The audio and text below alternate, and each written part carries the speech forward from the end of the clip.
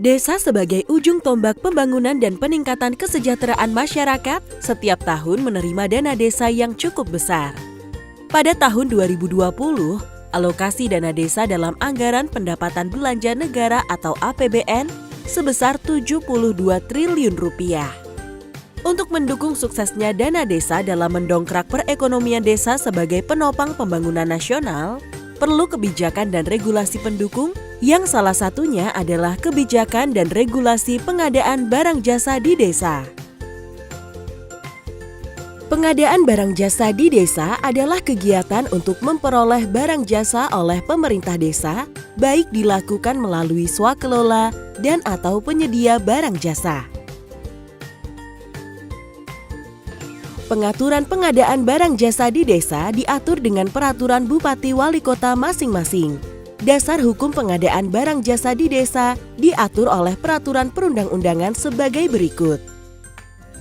Undang-Undang Nomor 6 Tahun 2014 tentang Desa, Pasal 105 PP Nomor 43 Tahun 2014, sebagaimana telah diubah dengan PP Nomor 11 Tahun 2019, Pasal 52 Permendagri Nomor 20 Tahun 2018, Pasal 4 Ayat 4, Peraturan LKPP Nomor 12 Tahun 2019. Terdapat beberapa isu terkait pengadaan barang jasa di desa, yaitu: pertama, aturan pedoman pengadaan barang jasa di desa perlu disesuaikan dengan perkembangan peraturan terkait serta menegaskan pasal-pasal yang multitafsir.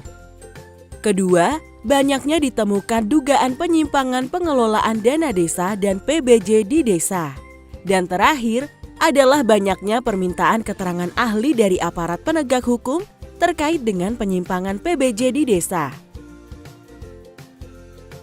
Hal tersebut mendorong LKPP sebagai satu-satunya lembaga pemerintah yang mempunyai tugas mengembangkan dan merumuskan kebijakan pengadaan barang jasa pemerintah untuk membuat pedoman dalam penyusunan peraturan bupati atau peraturan wali kota tentang pengadaan barang jasa di desa.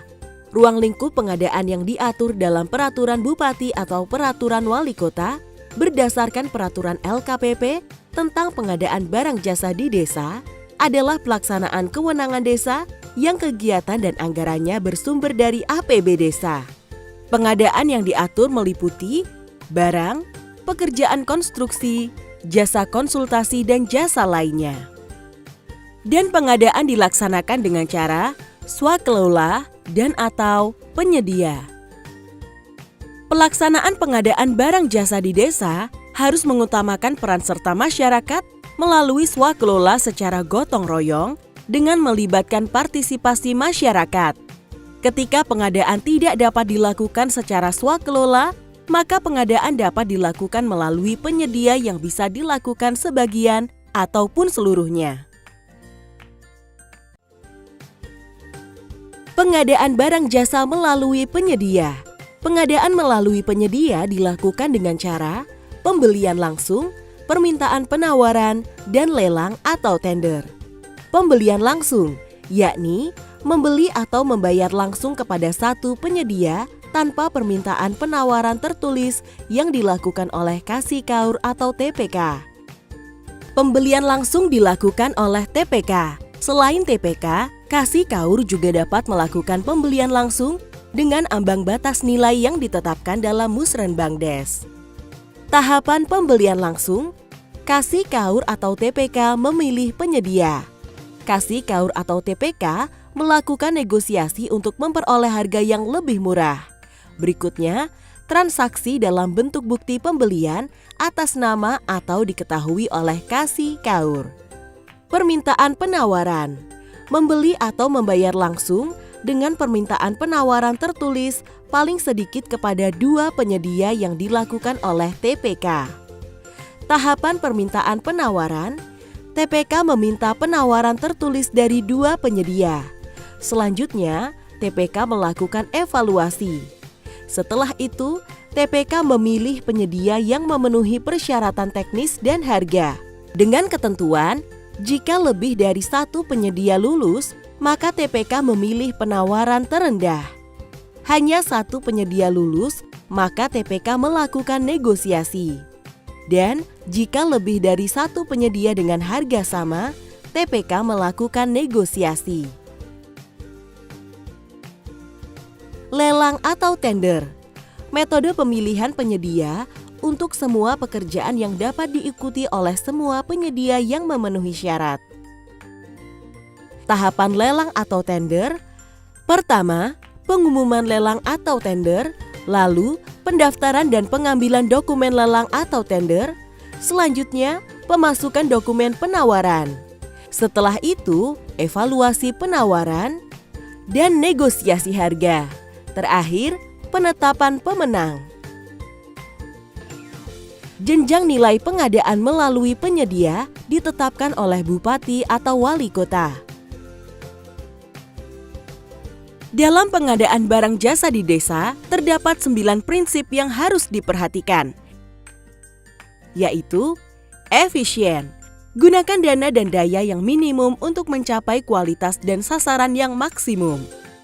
Efektif, sesuai dengan kebutuhan dan sasaran yang telah ditetapkan, serta memberikan manfaat yang sebesar-besarnya. Transparan, semua ketentuan dan informasi mengenai pengadaan bersifat jelas dan dapat diketahui secara luas oleh masyarakat dan penyedia yang berminat. Terbuka, pengadaan dapat diikuti oleh semua penyedia barang jasa yang memenuhi kriteria tertentu berdasarkan ketentuan dan prosedur yang jelas. Pemberdayaan masyarakat. Pengadaan harus dijadikan sebagai wahana pembelajaran bagi masyarakat untuk dapat mengelola pembangunan desanya. Gotong royong. Penyediaan tenaga kerja oleh masyarakat dalam pelaksanaan kegiatan pembangunan di desa. Bersaing. Pengadaan dilakukan melalui persaingan yang sehat di antara sebanyak mungkin penyedia yang setara dan memenuhi persyaratan. Adil, memberikan perlakuan yang sama bagi semua calon penyedia dan tidak mengarah untuk memberi keuntungan kepada pihak tertentu. Dan terakhir, akuntabel, sesuai dengan aturan dan ketentuan yang terkait dengan pengadaan sehingga dapat dipertanggungjawabkan.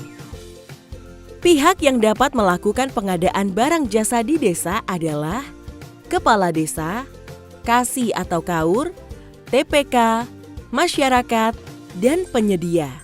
Kepala Desa adalah pejabat pemerintah desa yang mempunyai wewenang, tugas dan kewajiban untuk menyelenggarakan rumah tangga desanya dan melaksanakan tugas dari pemerintah dan pemerintah daerah.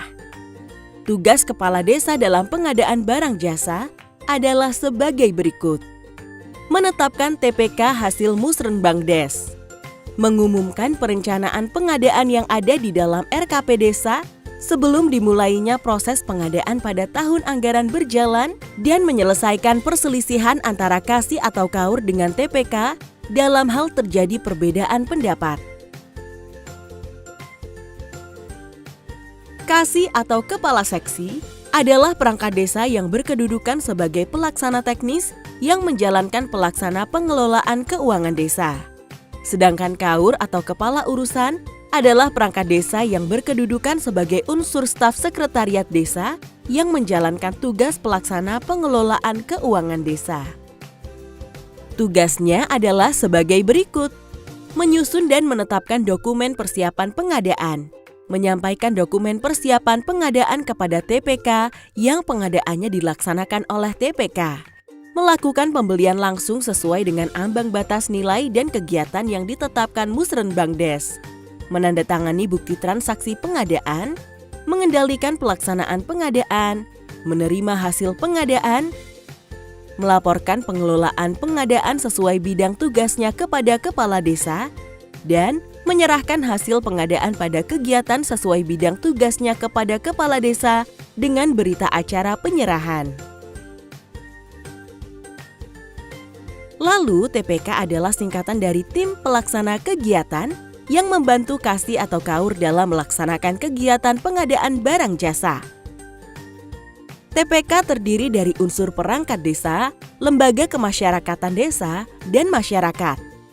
Perangkat desa dalam TPK contohnya adalah Kepala Dusun, Jumlah minimal anggota TPK adalah 3 orang dan untuk jumlah maksimal personilnya disesuaikan kebutuhan dan kemampuan keuangan desa. Tugas TPK dalam pengadaan adalah sebagai berikut. Melaksanakan swakelola, menyusun dokumen permintaan, penawaran, dokumen tender, dan atau dokumen seleksi. Melaksanakan pembelian langsung, permintaan penawaran, melaksanakan tender, dan atau seleksi untuk pengadaan melalui penyedia.